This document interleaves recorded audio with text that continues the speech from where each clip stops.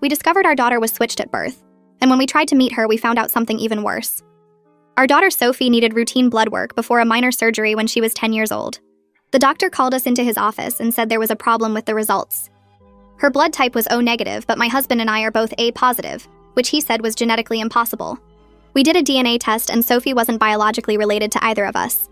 The hospital admitted there must have been a switch and gave us contact information for the other family. Our biological daughter's name was Anna.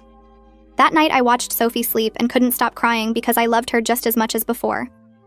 My husband and I decided not to tell her yet because we didn't want to scare her. We needed to find Anna. I called the other family and a woman answered. "Hi, I think there's been a terrible mistake at the hospital where our daughters were born," I said. There was a long silence. "We need time to process this," she finally said. "I'll call you back." A week went by with no call. I kept imagining both girls in our lives, picturing them becoming best friends and celebrating birthdays together. I wasn't trying to replace Sophie or take Anna away from her family. I just wanted to know my biological daughter. I called again.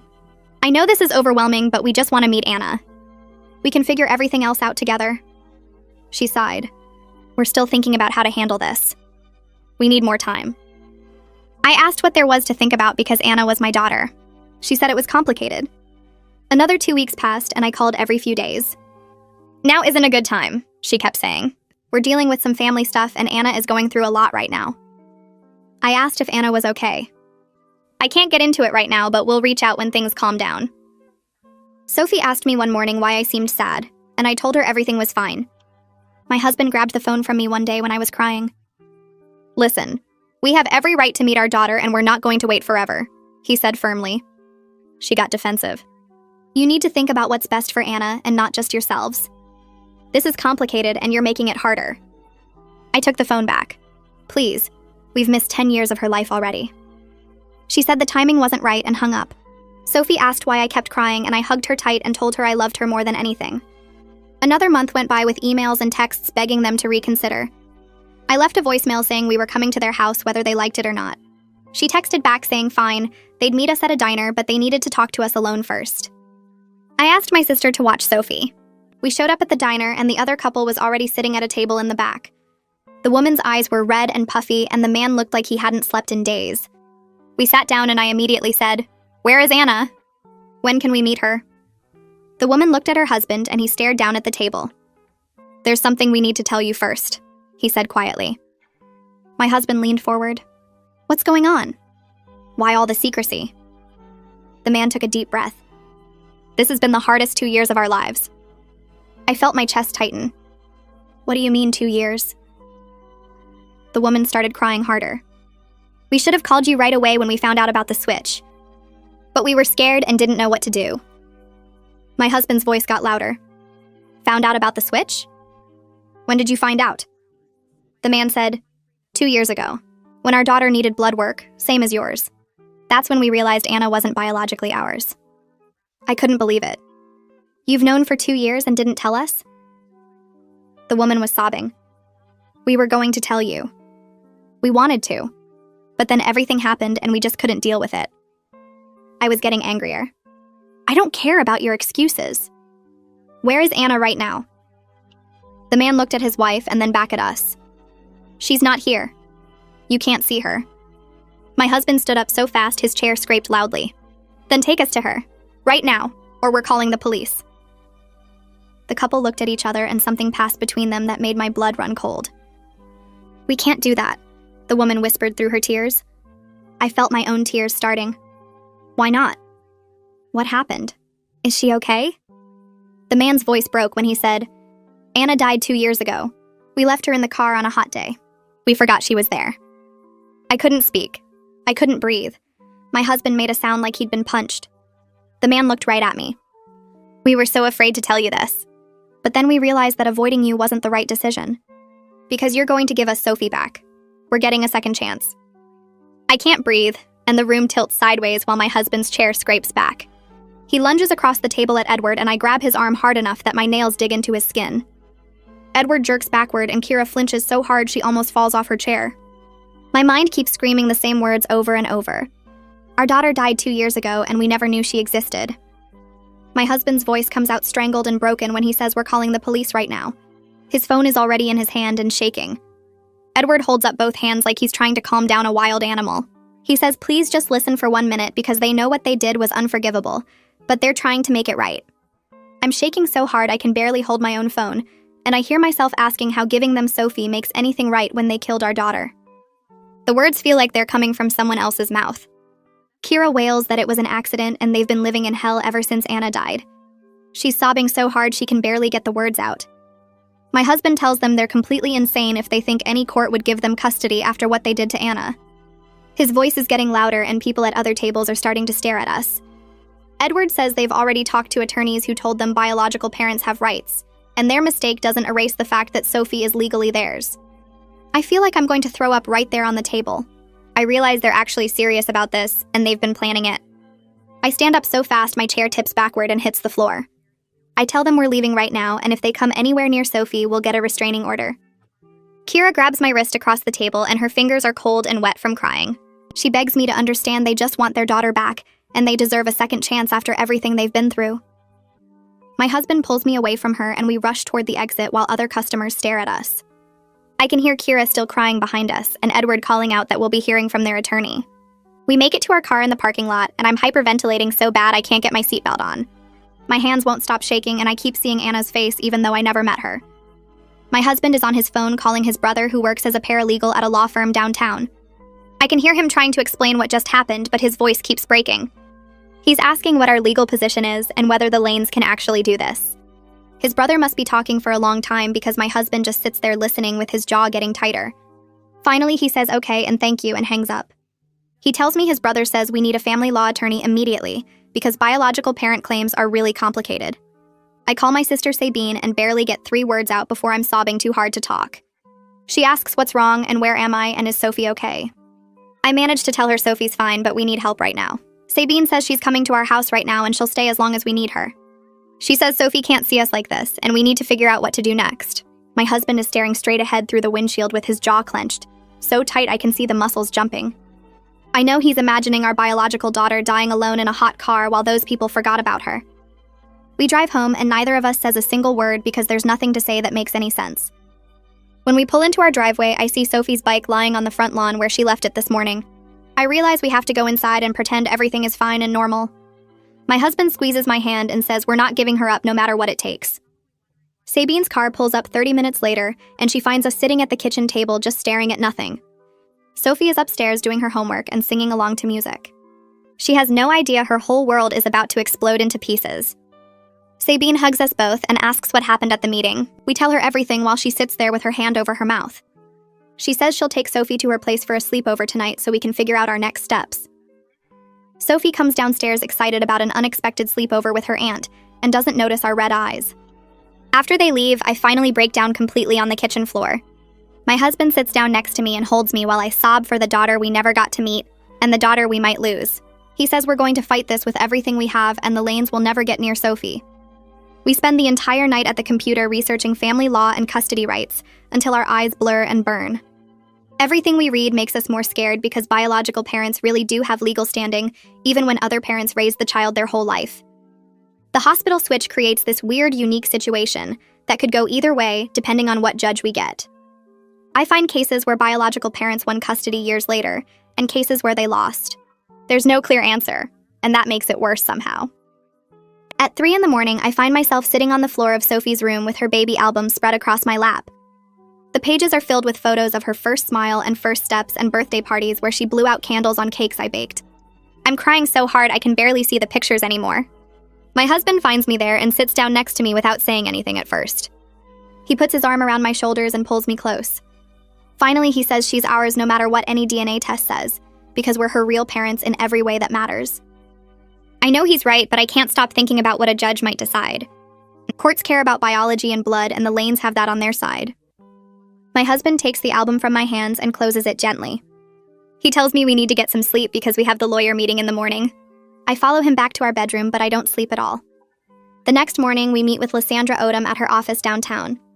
The building is old with creaky floors, and her office smells like coffee and paper. She's maybe 50 years old with gray hair pulled back in a bun and sharp eyes that watch us carefully while we talk. My husband's brother recommended her because she handles complicated family law cases. We sit across from her desk and I try to explain everything that happened, but I keep losing track of what I'm saying. My husband takes over and tells her about the hospital switch and finding out 2 years too late, and the Lanes admitting they killed Anna. Lysandra listens without interrupting and takes notes on a yellow legal pad. When we finish, she sits back in her chair and says, "This is one of the most complicated cases she's ever encountered." The problem is we have biological rights versus established parenting, and that creates a genuine legal mess that could go either way. Lysandra starts explaining how family courts work, and I try to focus on her words.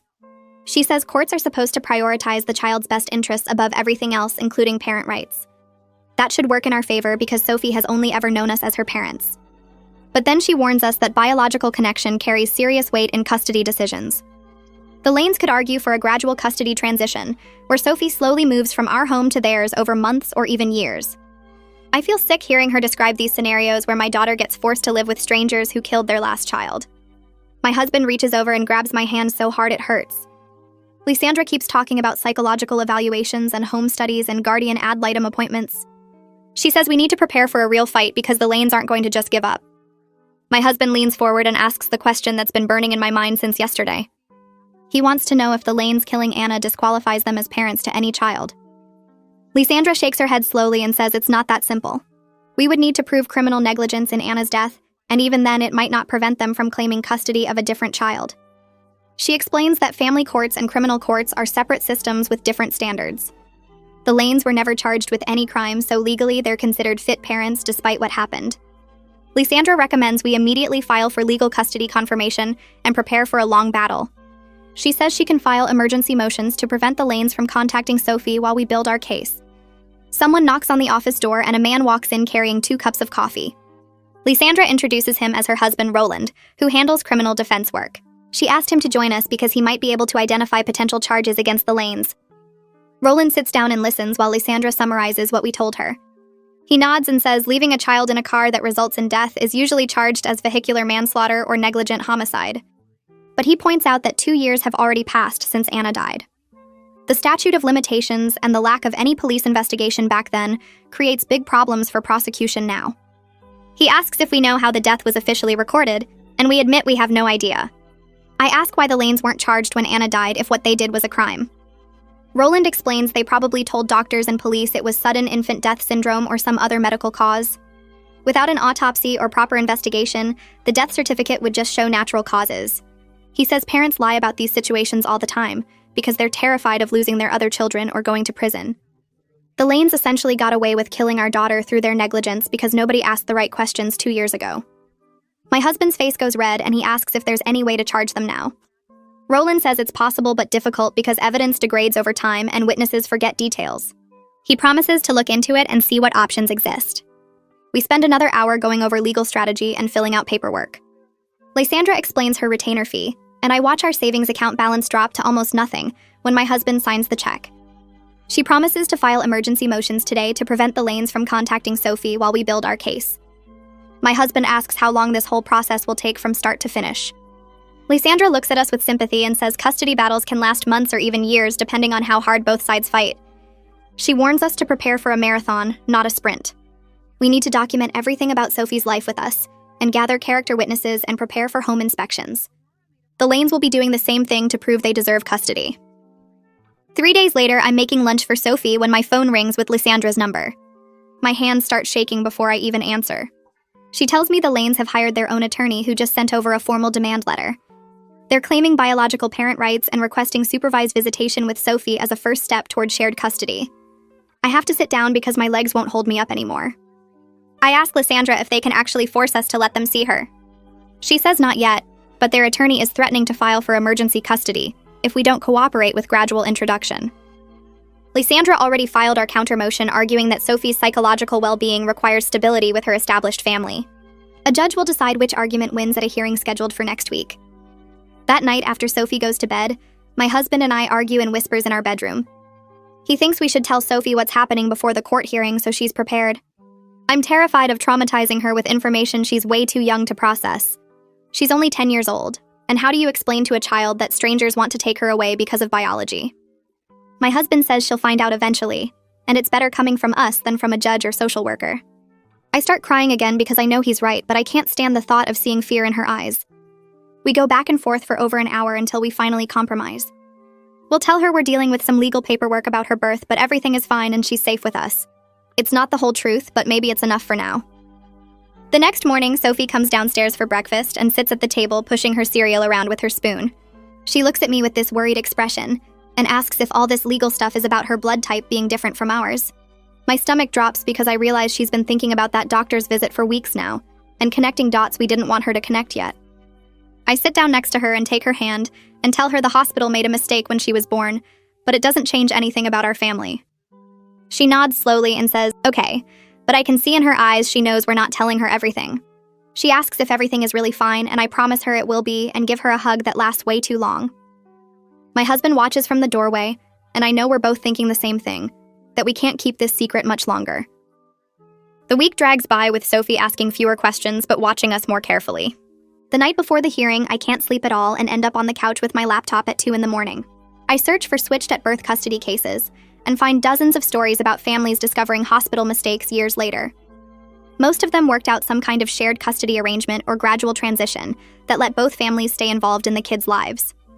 The parents in those cases talked about honoring both the biological connection and the bonds formed through years of raising a child.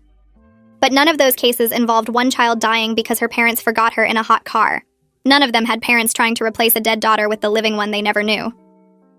I close my laptop and stare at the dark living room and wonder how we ended up in a situation with no good examples to follow. At the courthouse the next morning, my hands shake so badly I can barely sign in at the security desk. We meet Lysandra in the hallway outside the courtroom, and she goes over what to expect one more time. Then I see the Lanes walking toward us from the other end of the hall, and Kira looks worse than she did at the diner. Her face is pale and thin, and she has dark circles under her eyes like she hasn't slept in weeks. Edward walks next to her with his hand on her back, and they both avoid looking at us. We all file into the courtroom and sit on opposite sides like we're enemies instead of two families caught in the same nightmare. The judge comes in, and she's this stern-looking woman in her 60s with gray hair pulled back tight.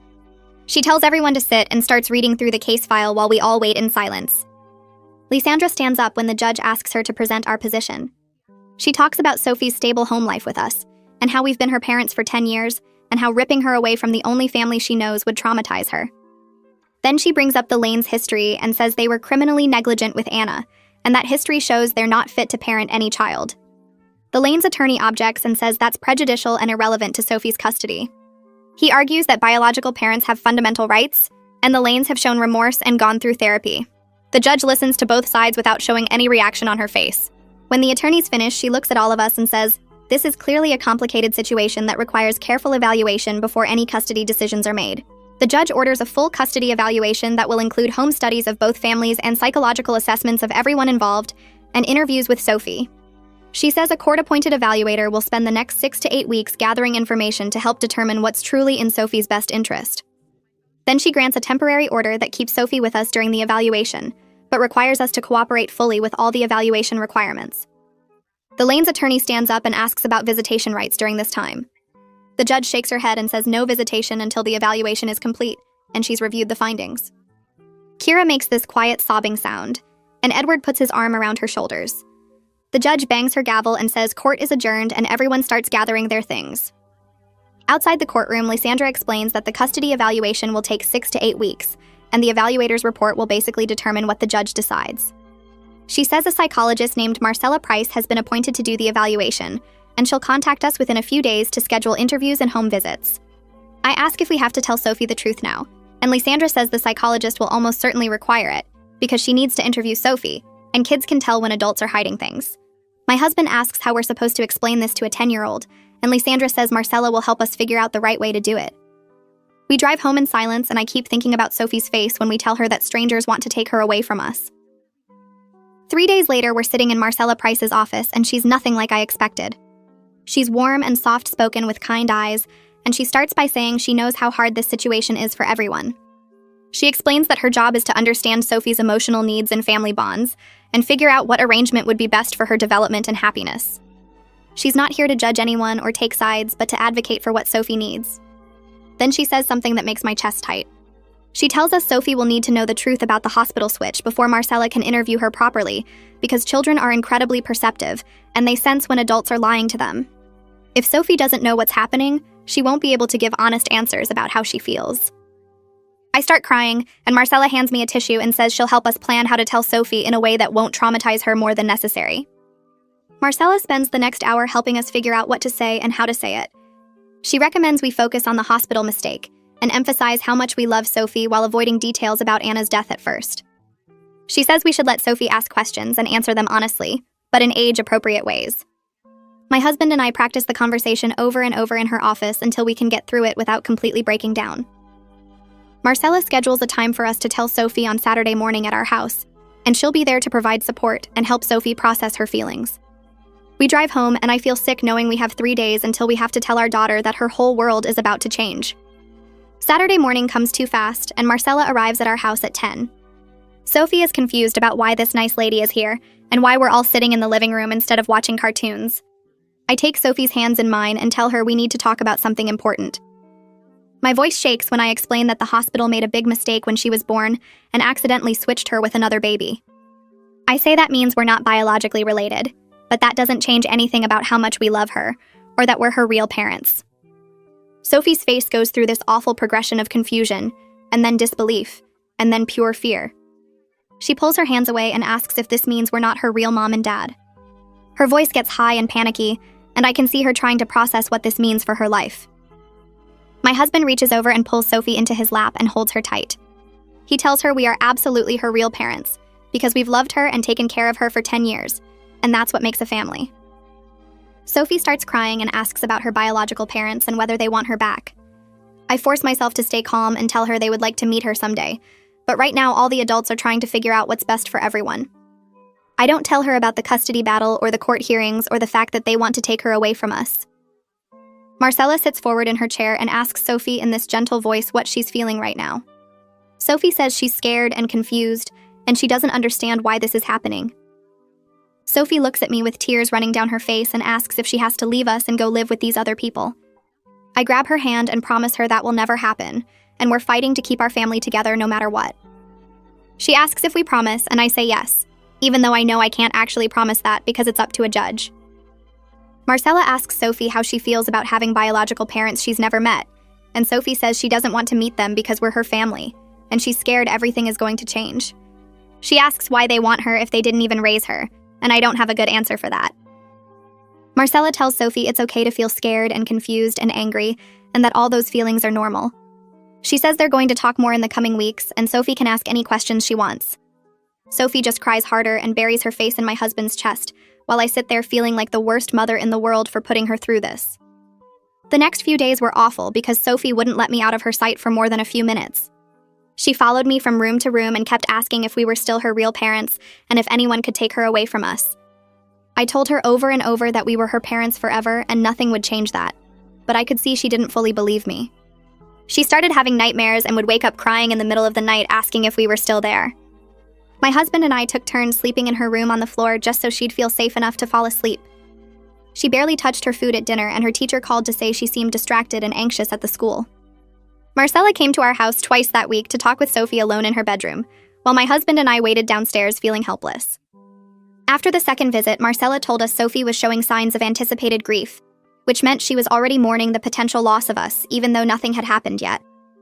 She said this was a normal response to feeling like her whole world might disappear, and we needed to keep reassuring her while also being honest about the situation. I asked how we could be honest without terrifying her more, and Marcella said we should focus on what we were doing to keep the family together, rather than all the ways it could fall apart. My husband called Lysandra the next day and asked if there was anything else we could do to strengthen our case. Lysandra said we should hire a private investigator to dig into the Lanes' background and find anything that might show they weren't fit to parent anyone. My husband agreed immediately and asked who she recommended. She gave us the name Duncan Reese and said he was a former police detective who specialized in family law cases and knew how to find information that could make or break custody battles. We called Duncan that afternoon, and he came to our house the same evening. He was a big guy in his 50s with gray hair and this calm way of talking that made me feel like he'd seen everything before. He sat at our kitchen table with a notebook and asked us to tell him everything we knew about the Lanes. We explained about Anna's death and how they'd hidden it for 2 years, and now wanted Sophie as a replacement. Duncan wrote everything down and said he'd look into their employment history, financial stability, criminal records, and what their neighbors thought of them. He said people always left trails of who they really were, and he was good at finding those trails. My husband asked how long it would take, and Duncan said he'd have preliminary findings in about 2 weeks. Requested Reds is on Spotify now. Check out link in the description or comments. The waiting was terrible because every day felt like the Lanes might show up and try to take Sophie, or the court might suddenly rule in their favor. Sophie kept asking why we seemed worried, and I tried to act normal, but she could tell something was wrong. I took her to the park and made her favorite meals and helped with her homework like everything was fine. But inside, I was counting down the days until Duncan called. 2 weeks later, my phone rang while I was making breakfast, and Duncan asked if we could meet at Lysandra's office that afternoon. My stomach dropped because I couldn't tell from his voice if he'd found good news or bad news. We got a babysitter for Sophie and drove to Lysandra's office building downtown. Duncan was already there when we arrived, and he had a thick file folder on the conference table. Lysandra closed the door, and we all sat down while Duncan opened the folder and spread out papers in front of us. He said the Lanes were even more unstable than we'd thought, and he'd found evidence that would seriously hurt their custody claim. He showed us documents proving they'd moved 3 times in the past 2 years, each time leaving suddenly without much notice to landlords or neighbors. Kira had been hospitalized twice for psychiatric emergencies according to the hospital records he'd obtained through his contacts. Edward had lost his job 6 months ago after multiple warnings about missing work and erratic behavior. They were currently 3 months behind on rent and facing eviction from their current house. My husband leaned forward and asked if this meant they couldn't get custody, and Lysandra said it helped our case significantly, but we needed more. Duncan pulled out another stack of papers and said this was where it got really interesting. He'd managed to get copies of Kira's medical records from her psychiatrist through a legal loophole involving the custody case. The records showed she'd been prescribed antipsychotic medication after Anna's death to treat severe depression and delusions. Her psychiatrist's notes described how Kira would talk about Anna as if she were still alive and insisted she could hear her daughter calling for her. The medication had helped for a while, but Kira stopped taking it about a year ago against medical advice. Her psychiatrist had tried to convince her to resume treatment, but Kira refused and stopped attending therapy sessions. Duncan said this explained why Kira seemed so desperate to get Sophie because in her mind, she was getting Anna back. Edward's employment records showed he'd been fired for screaming at coworkers and leaving work in the middle of shifts without explanation. His former boss had noted in his file that Edward seemed to be having some kind of breakdown and recommended he seek professional help. I felt sick reading all this because these were the people who wanted to raise our daughter. Lysandra said this evidence was exactly what we needed to show the Lanes were unfit to parent anyone, especially a child they'd never met who was already traumatized by this situation. But she warned us that grief-related mental illness might actually make the judge feel sympathetic toward them rather than disqualifying them as parents. Some judges believed that taking away parental rights because of mental health issues was discriminatory, unless we could prove their instability posed actual danger to Sophie. My husband got frustrated and said wasn't it obvious they were dangerous if Kira was delusional, and Edward was having violent outbursts. Lysandra said we needed to document specific incidents that showed they couldn't provide a safe environment, not just general instability. Duncan said he wasn't finished yet and pulled out more papers. He'd interviewed the Lanes' current neighbors, and 3 different people had filed complaints with CPS in the past year. The reports described Kira standing in her yard talking to an imaginary child and setting out toys for no one. One neighbor had seen her having a full conversation with empty air and calling out Anna's name. Another neighbor reported that Edward had screaming fits in the middle of the night and had threatened to fight another neighbor over a parking space. CPS had conducted welfare checks after each report, but closed the cases because there was no child in the home to be in danger. Duncan said the CPS reports were critical because they showed a pattern of concerning behavior witnessed by multiple independent sources. Over the next 2 weeks, Marcella finished her evaluation and called us in for a meeting to discuss her findings. We sat in her office while she reviewed her notes and said Sophie was a well-adjusted child with normal development for her age. Sophie had strong attachment to us and felt secure in our home and family structure. When Marcella asked Sophie about meeting the Lanes, Sophie had expressed clear preference to stay with us and significant anxiety about the idea of living with strangers. Marcella said her report would recommend maintaining the current custody arrangement because removing Sophie from our home would cause serious psychological harm. I felt relief wash over me, but then Marcella said there was more we needed to discuss. She said the Lanes' grief over Anna's death was clearly genuine, and their desire for connection to Sophie came from unresolved trauma rather than malicious intent. Kira was struggling with complicated grief that had turned into delusion, and Edward was dealing with guilt and depression that manifested as anger. Marcella had recommended in her report that the Lanes undergo intensive therapy before any contact with Sophie could be considered. Their attorney had agreed to the therapy requirement, but was still pushing for eventual visitation rights once the Lanes were more stable. My husband asked if that meant the judge might order us to let them see Sophie someday, and Marcella said it was possible depending on how the Lanes responded to treatment. 4 weeks into the whole evaluation process, Lysandra called and said the Lanes' attorney had requested a mediation session to discuss possible compromise solutions. Lysandra sounded skeptical and said mediation often failed in cases this emotionally charged, but it might reveal the Lanes' true intentions and could actually strengthen our case if they said the wrong things. We agreed to meet with a court-appointed mediator present to keep things from getting out of control. Meanwhile, Sophie had started asking more questions about her biological parents and what kind of people they were. I didn't want to poison her against them because that could backfire in court, but I also didn't want to lie and make them sound better than they were. I told her they were going through really hard times and dealing with their own sadness about losing someone they loved. Sophie asked if that meant they were nice people, and I said I thought they were probably good people who had something really bad happen and were having trouble dealing with it. Sophie was quiet for a minute and then said she felt bad for them, but she didn't want to live with sad people who were strangers to her. She asked if feeling bad for them meant she had to go live with them, and I promised her that feeling sorry for someone didn't mean you had to give up your whole life for them. The mediation session was scheduled for the following week at a neutral office building downtown. Lysandra told us to stay calm and let her do most of the talking. My husband and I drove there in silence because we both knew this was probably pointless, but we had to try. The conference room had a long table with chairs on both sides, and a mediator already waiting when we arrived. The Lanes showed up 5 minutes later with their attorney. Kira looked different from at the diner, like she was on medication that smoothed out her features and made her movements slow. Edward walked in first and sat down without looking at us. Their attorney was a middle-aged man in an expensive suit who introduced himself and started explaining the mediation process. The mediator was a woman who said her job was to help both families find common ground and reach an agreement that served everyone's interests. I wanted to tell her there was no common ground between us and people who killed our daughter, but Lysandra squeezed my arm under the table. Edward cleared his throat and said they appreciated us coming because this was hard for everyone involved. He said they understood Sophie had lived with us her whole life, and they weren't trying to disrupt her world. Kira nodded along but didn't speak. Edward continued and said they just wanted to be part of Sophie's life as her biological parents, maybe start with some supervised visits so everyone could get to know each other. Lysandra asked what specific arrangement they had in mind. Edward said maybe once a month at first, just a few hours with a social worker present, and then gradually increased to overnight stays after Sophie got comfortable. He said eventually they hoped to work toward shared custody, where Sophie spent time with both families. My husband's hand slammed on the table and he said absolutely not. Sophie was scared of them and forcing contact would hurt her. Kira started crying quietly and said they just wanted to know their daughter. I felt anger rising in my chest, and I leaned forward and asked them directly why they thought they deserved any access to Sophie after killing Anna through their carelessness. The room went completely silent.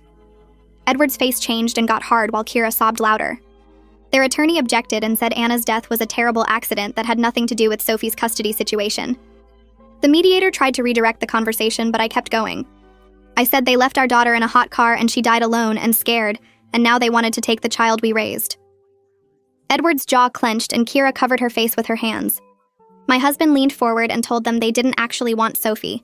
They wanted to replace Anna and make themselves feel better about what they did. Edward stood up so fast his chair scraped across the floor.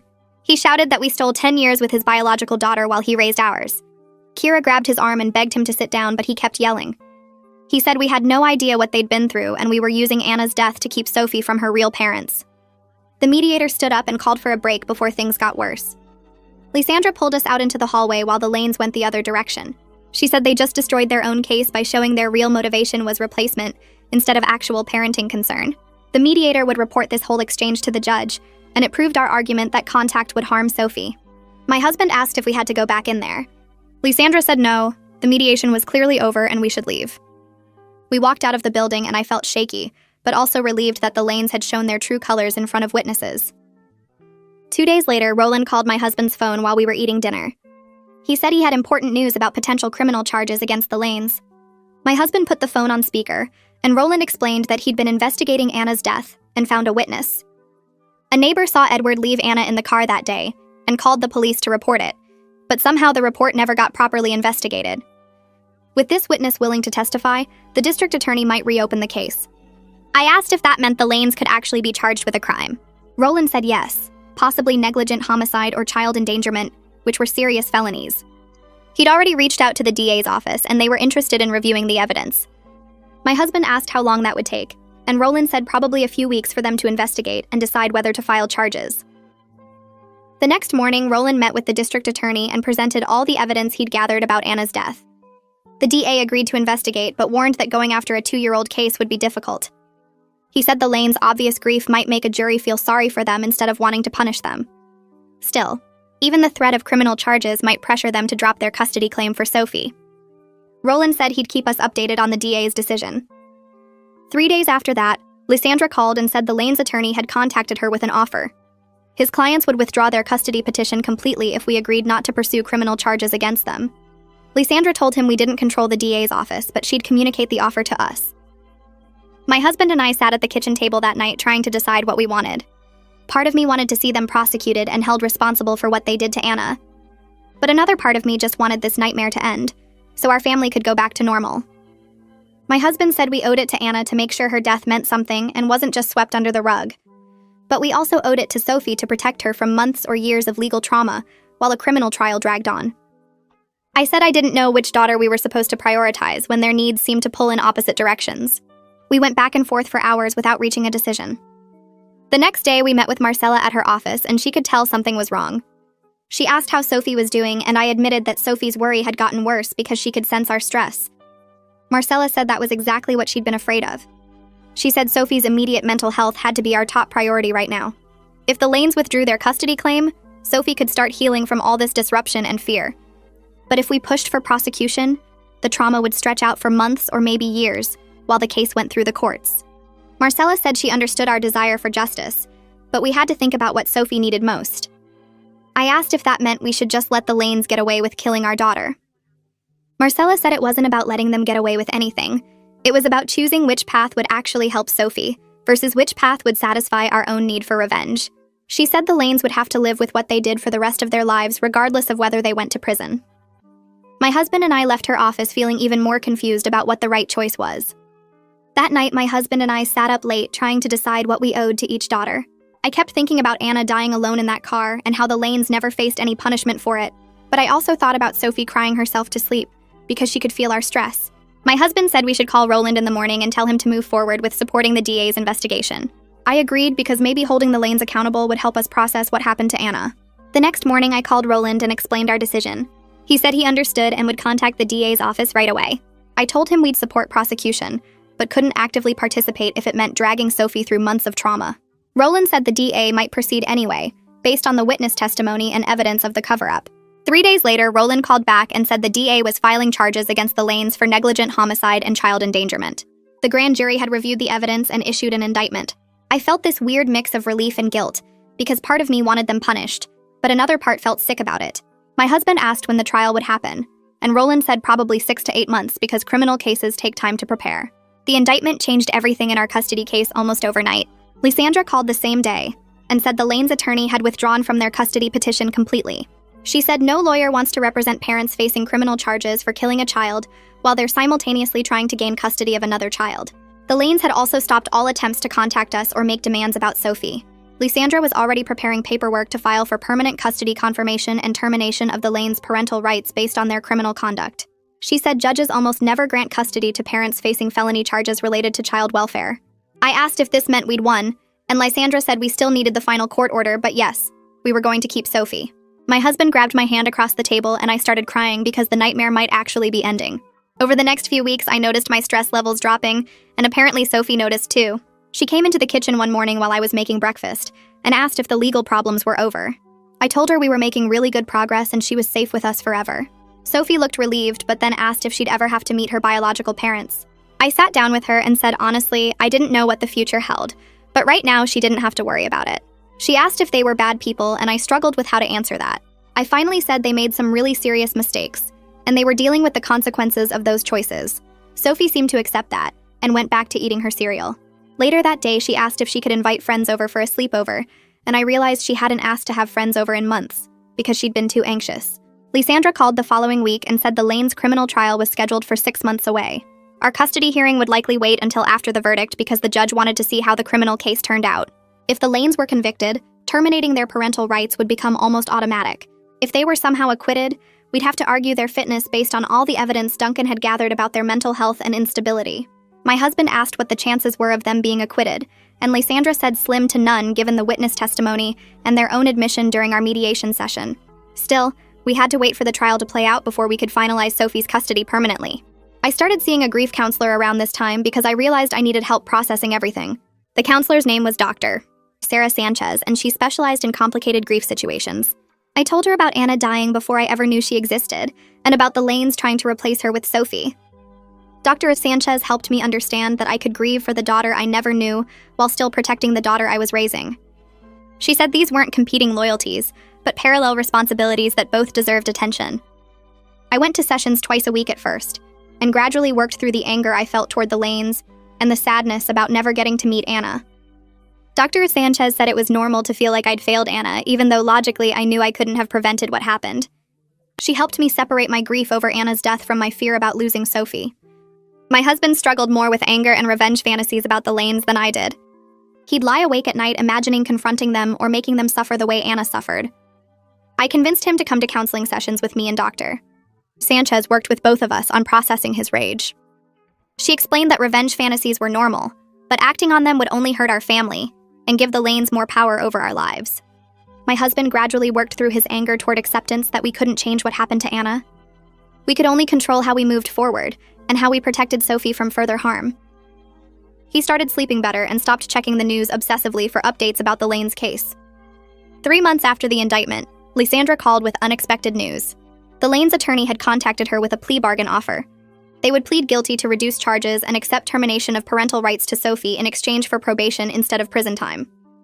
The DA was willing to accept this deal to avoid a difficult trial that might generate sympathy for the Lanes. Lysandra said the offer was on the table for 1 week, and we needed to decide whether to support it. My husband's first reaction was anger because he wanted to see them go to prison. I understood his feelings, but I also thought about what this would mean for Sophie. A trial would take weeks and involve testimony about Anna's death that might become public. With a plea deal, everything would be resolved quickly and quietly. We met with Lysandra at her office to discuss the pros and cons of accepting the plea bargain. She explained that this was actually the best possible outcome for our family. The Lanes would have criminal records that would follow them forever. We'd have sole legal custody with their parental rights permanently terminated. Sophie could begin truly healing without the threat of a trial hanging over us. The only downside was that the Lanes wouldn't serve prison time, but Lysandra said prison sentences in these cases were often short anyway, due to their lack of criminal history. My husband asked if we'd look weak by agreeing to the deal, and Lysandra said no. We'd look like parents who prioritize their daughter's well-being over revenge. We talked for over an hour and finally agreed to support the plea deal. I called Roland afterward, and he said he'd inform the DA of our position. The plea hearing took place 2 weeks later at the county courthouse. I decided to attend because I needed to see the Lanes accept responsibility for Anna's death. My husband stayed home with Sophie because we didn't want her anywhere near the courthouse. The courtroom was small and mostly empty except for the lawyers and court staff. The Lanes sat at the defense table with their attorney, and neither of them looked at me when I walked in. The judge asked if they understood they were pleading guilty to negligent homicide and child endangerment. Both of them said yes in quiet voices. Then the judge asked if Kira wanted to make a statement before sentencing. Kira stood up and read from a piece of paper in a shaking voice. She said she was sorry to us and to Sophie for everything that had happened. She said she knew she didn't deserve forgiveness, but hoped someday Sophie would understand they had loved her even though they never met. She said accepting termination of parental rights was the hardest thing she'd ever done, but she knew it was right. Edward remained silent and stone-faced throughout the entire hearing. The judge sentenced them both to 5 years probation and ordered them to continue mental health treatment. After the hearing, Lysandra filed the final custody paperwork with the family court. The judge reviewed everything and signed an order terminating the Lanes' parental rights and confirming us as Sophie's sole legal parents. Lysandra brought the signed order to our house that evening, and we all celebrated with ice cream. She explained that we now had the option to tell Sophie about the outcome or shield her from the details. My husband and I discussed it that night and decided Sophie deserved to know the resolution in age-appropriate terms. She'd been living with uncertainty for months and needed to know that everything was truly settled. We'd tell her the next day when we were all calm and could answer her questions properly. The next morning, we sat Sophie down at the kitchen table after breakfast and told her the court case was completely finished. She looked between us with wide eyes and asked what that meant exactly. I explained that the judge signed papers saying she's our daughter forever, and nothing can change that. Sophie's shoulders relaxed and she asked if the other people would try to take her away anymore. My husband said no. They agreed she should stay with us and they won't contact us again. She was quiet for a minute and then asked what happened to them and why they changed their minds. I told her they made some very serious mistakes that hurt people, and the court decided it was best for everyone if she stayed with our family. Sophie nodded slowly and said she felt relieved, but also kind of sad, and she didn't know why. My husband hugged her and said it's okay to have mixed feelings about complicated situations. She asked if she'd ever meet them, and I honestly said I didn't think so, but we'd always answer her questions about them. Sophie went upstairs to her room and I heard her close the door quietly. My husband and I looked at each other and knew she needed time to process everything on her own. 2 days later, Marcella came to our house for one final session with Sophie. They sat in the living room while my husband and I stayed in the kitchen, giving them privacy.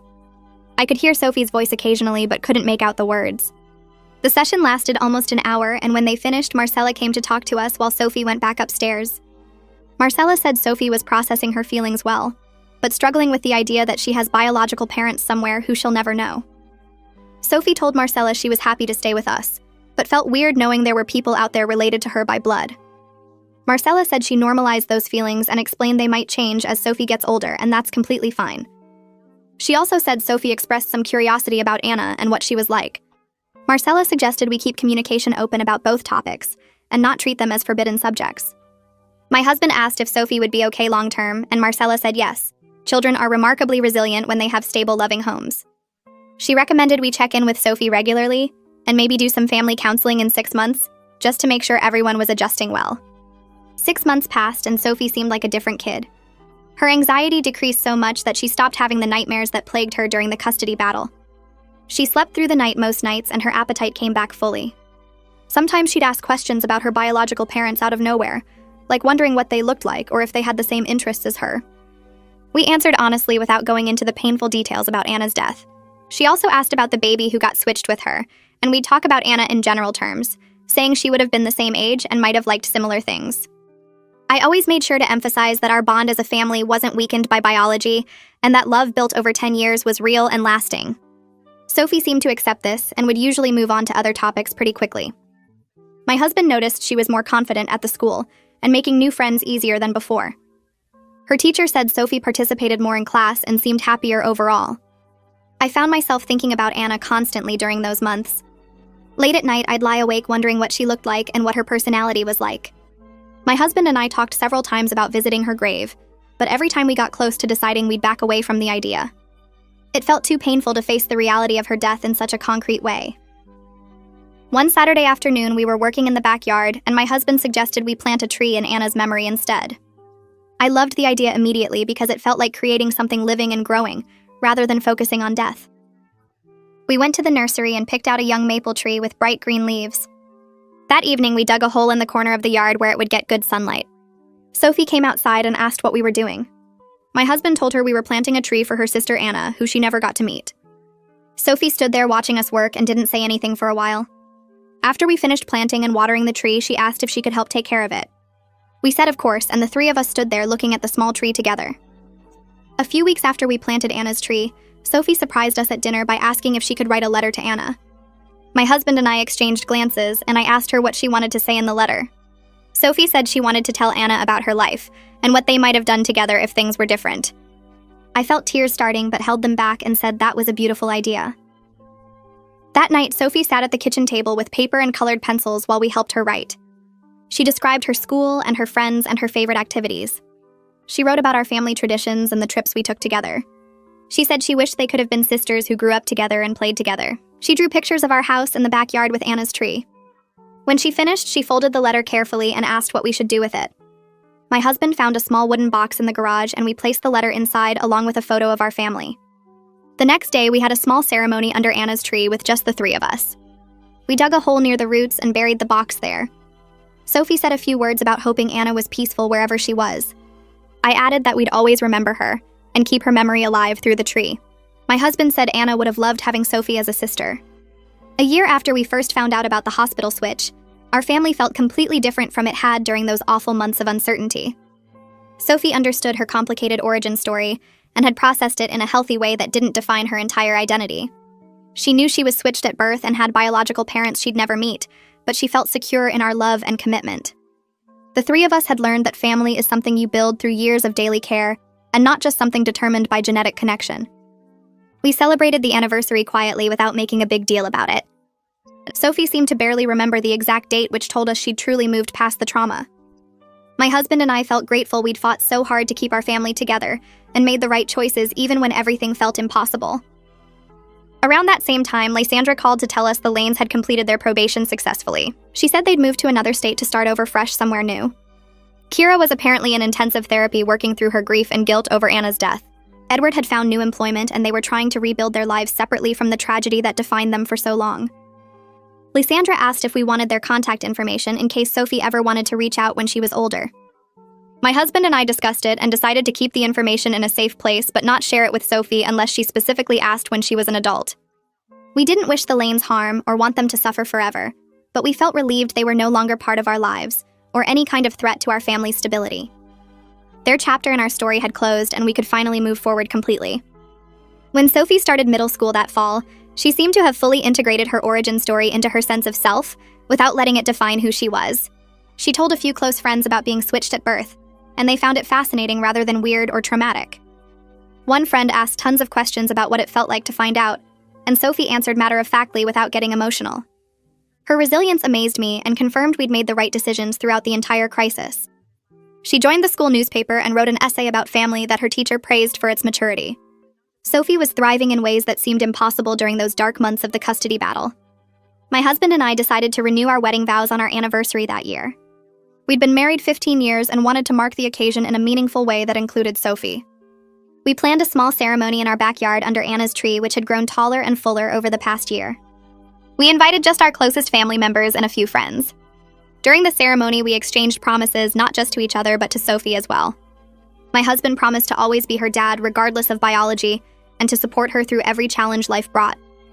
I promised to love her unconditionally and help her grow into the person she was meant to be. Then Sophie read a poem she'd written herself about how love is stronger than DNA and family is built through shared experiences, not shared genetics. Everyone was crying by the time she finished, and I felt overwhelmed with gratitude for our family and everything we'd survived together. After the ceremony, we had cake and Sophie ran around playing with her cousins like any normal happy kid. I started volunteering with a support organization for families affected by hospital errors and switched at birth situations a few months after our vow renewal. Sharing our experience with other families going through similar crises helped give meaning to everything we'd endured. I talked to parents who were just discovering switches and helped them navigate the emotional and legal complexities. Some situations involved families who wanted to maintain relationships with both children, while others were more contentious like ours had been. My husband joined me in advocacy work focused on improving hospital identification procedures to prevent future switches. We testified at state legislative hearings about the need for better protocols and tracking systems. The work felt important and helped us channel our anger and grief into something constructive that might protect other families from going through what we experienced.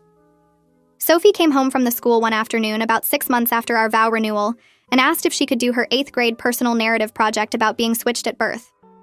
My husband and I sat down with her at the kitchen table to talk through what she felt comfortable sharing publicly. She explained that she wanted to write about how family bonds matter more than biology and how love can overcome really hard situations. We asked if she was sure she wanted classmates knowing such personal details about our family, and she said yes, that maybe it would help other kids who felt different or had complicated family stories. She spent 2 weeks working on the essay and showed us drafts as she refined her message about chosen family versus biological connection. Her teacher called me after reading the final version and said Sophie's maturity in handling such a complex topic was remarkable for someone her age. The essay earned top marks, and Sophie presented it to her class with confidence that made me incredibly proud. 2 years had passed since that horrible meeting at the diner when we learned about Anna's death and the Lanes' custody demand. Our family had survived something that could have destroyed us, but instead we came out stronger and more connected. Sophie was thriving in the school with good friends and healthy relationships. My husband and I had processed our grief over Anna through continued counseling and found peace with loving a daughter we never got to meet. The legal paperwork sat in our filing cabinet as proof that no one could ever threaten our family again. We built a life that acknowledged our complicated history without letting it define our future. Sophie knew her origin story and had integrated it into her identity in healthy ways. Life handed us an impossible situation with loss and legal battles and grief, but we found our way through to the other side together. And that's today's wrap-up. I like when stories carry something you can actually take with you. If this one did that, I'm glad you stuck around.